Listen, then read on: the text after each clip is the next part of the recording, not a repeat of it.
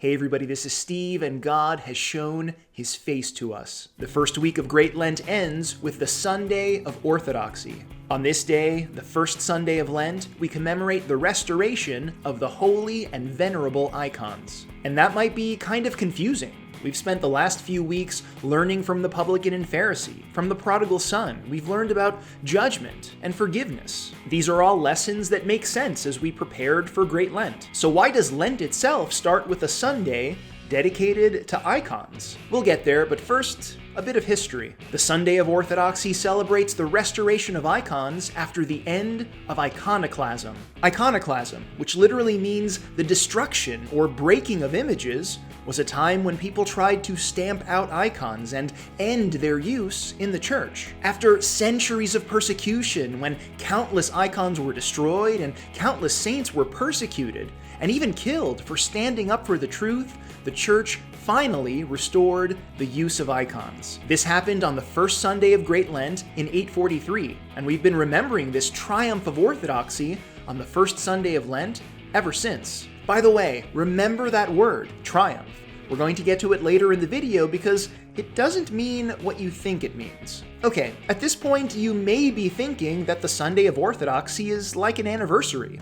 Icons were restored on the first Sunday of Lent in 843, so we celebrate that every year. But that still doesn't really explain what the restoration of icons has to do with Great Lent, or our journey to Pascha. And if you've read the Gospel and Epistle readings that are assigned for Sunday, you probably noticed that they don't seem to have anything to do with icons or orthodoxy either. Why don't you explain this to me like I'm 5? That's because the triumph of orthodoxy isn't merely about icons or the faith in an abstract sense. It's about honoring the saints and holy people of God who suffered and died for the truth so that we too could rejoice and benefit from the truth of the gospel. And this actually builds on the original meaning of the first Sunday of Great Lent. Because before people fought to remove icons and before the church finally restored them, the first Sunday of Lent was dedicated to Moses and Aaron and Samuel and all the prophets of the Old Testament who, as we'll soon see,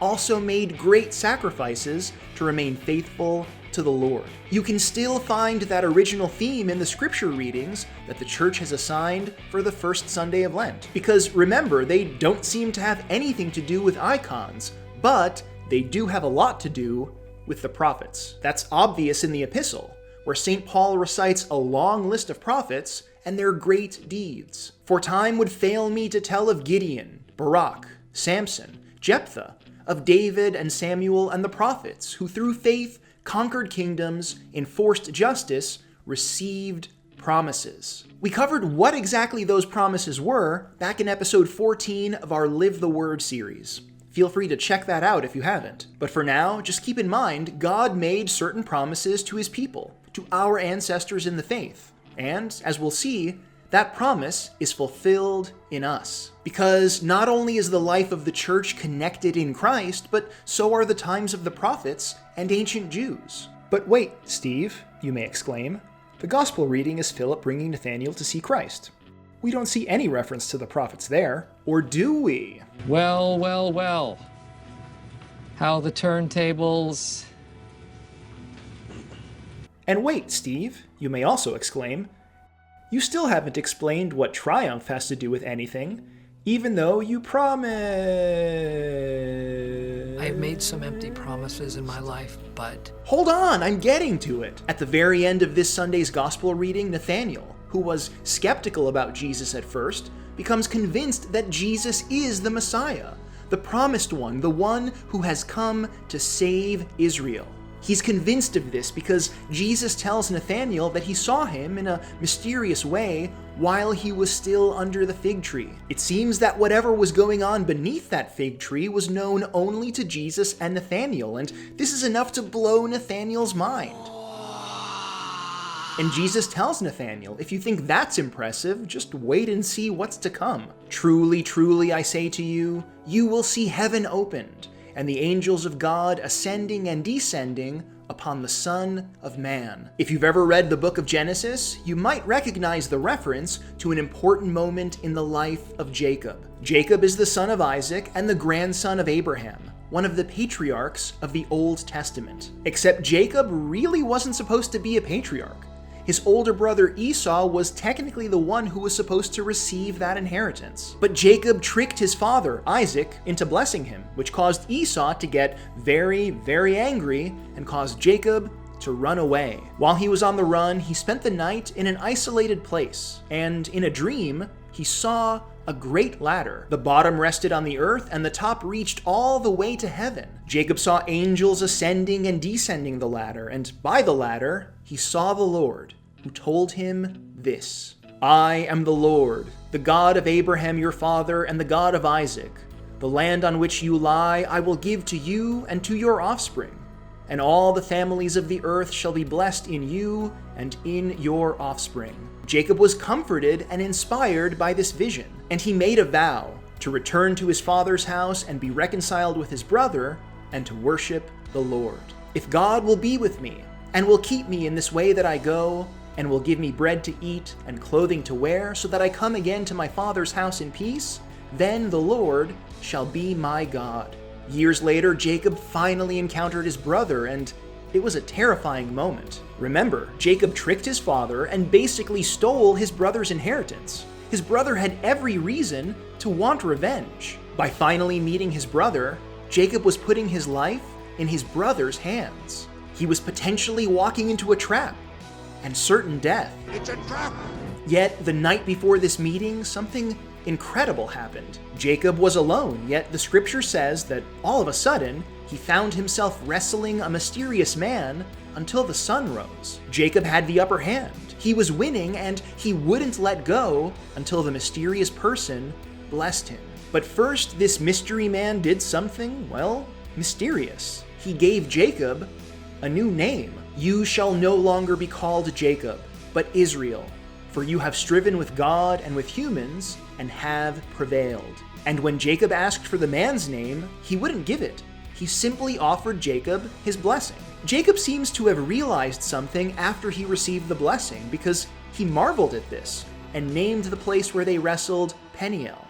"For I have seen God face to face, and yet my life is preserved." But before Jacob has time to collect himself, he looks up and sees his brother approaching with 400 men. Remember, Jacob is all alone, and his brother Esau is armed and very, very mad. So Jacob walks out to meet Esau, and he bows down 7 times. He humbly prostrates himself 7 times before the brother he wronged. What happened next was completely unexpected, but Esau ran to meet him and embraced him and fell on his neck and kissed him, and they wept. This sounds a lot like the parable of the prodigal son, doesn't it? Just like we saw in episode 166. When the prodigal son returned to his father, a confrontation that could have easily ended in judgment instead became a moment of forgiveness and reconciliation.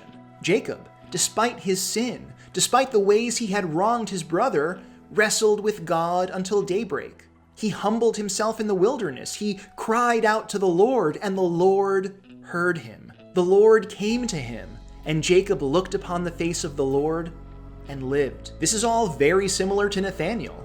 In the gospel reading for the Sunday of Orthodoxy, we learned that he had been seeking the Messiah his entire life. And when he encountered Jesus, he was prepared to be disappointed, because there's no way the poor son of a Nazarene carpenter could be the one promised by God. But despite his doubts, Jesus is the one promised by God. Nathanael, just like Jacob, looked upon the face of the Lord and lived. Then Jesus promised Nathanael that he would see what Jacob had seen, the union of heaven and earth. While he started a skeptic, Nathanael ended up confessing the truth about Jesus, the truth that is the foundation of the gospel. "Rabbi, you are the Son of God. You are the King of Israel." Nathanael looked upon the face of the Lord and lived. Like we mentioned earlier, in the epistle reading this coming Sunday, Paul gives us a long list of prophets who received a promise that they would see the Lord. And these great saints endured many sufferings for the sake of this promise, holding on to the hope they had in God, even though they didn't live to see that hope fulfilled. Remember, as we also said earlier, that promise has been fulfilled in us because we have looked upon the face of the Lord and lived. The promise of the Lord is that he would unite heaven and earth as if by a ladder, that he would give us new life just as he gave Jacob a new name. The promise of the Lord is that he, though God, though invisible, though transcendent and beyond us, that he would take on flesh and become one of us. With hands we could hold, with a heart that could break for us, with blood he could spill for us, with a face we could look upon so that we can live. This is why, on the Sunday of Orthodoxy, we loudly chant, "The indescribable Word of God became defined when he became incarnate of you, O Theotokos. He restored our soiled image to what it was of old by joining it to his divine beauty. We confess salvation and recount it in word and deed." While the Sunday of Orthodoxy may seem like an anniversary, the celebration of the return of icons, it's actually a celebration of the revelation of the fullness of God's love, which we see in Jesus Christ, who is fully God but also fully human. And it's a celebration of the saints, who preserved and embodied this sacred truth. Christ is not just a man who was born 2,000 years ago. He is the same divine Son of God in whose image we are made, who is revealed in the lives and bodies of the saints whose icons we now venerate. We are blessed to be able to see the face of Christ in the Church's icons and the mystical sacraments of the Church, because of the great sacrifices of the many men and women who dedicated their lives to the Lord and the spreading of the good news he brought us. These sacrifices are celebrated on a day that originally commemorated the prophets of the Old Testament because those prophets too made great sacrifices for God. They set the example of suffering for a promise, except it was a promise they never saw fulfilled. And of course, the great witness of those saints and prophets through the ages is why we not only worship Christ through his icons, but also venerate him in the great saints and prophets that devoted themselves to him over the course of thousands of years.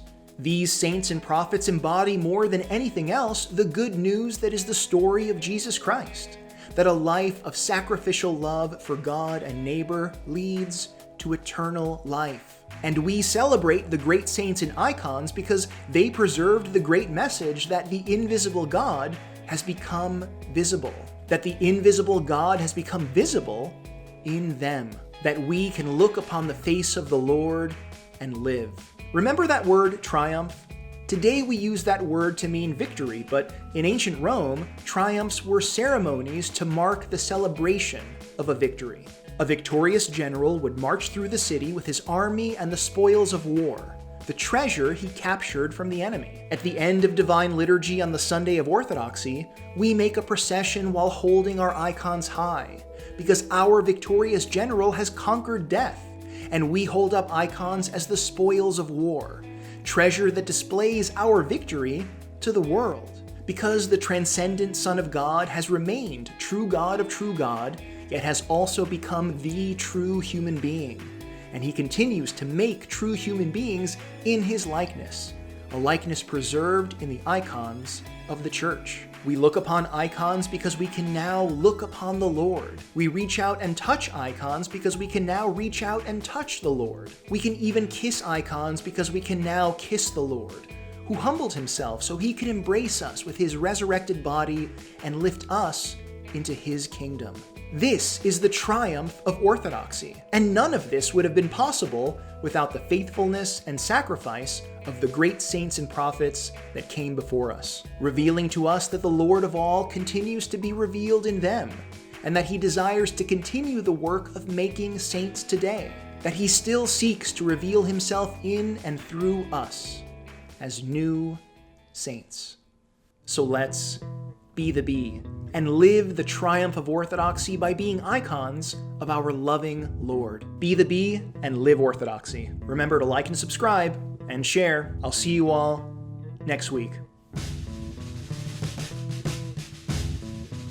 Great Lent is the perfect time to refocus the way we approach ministry and the Church. Join the hundreds of clergy and laity that have taken our Effective Christian Ministry course, a groundbreaking training program that will transform the way you lead people to Christ.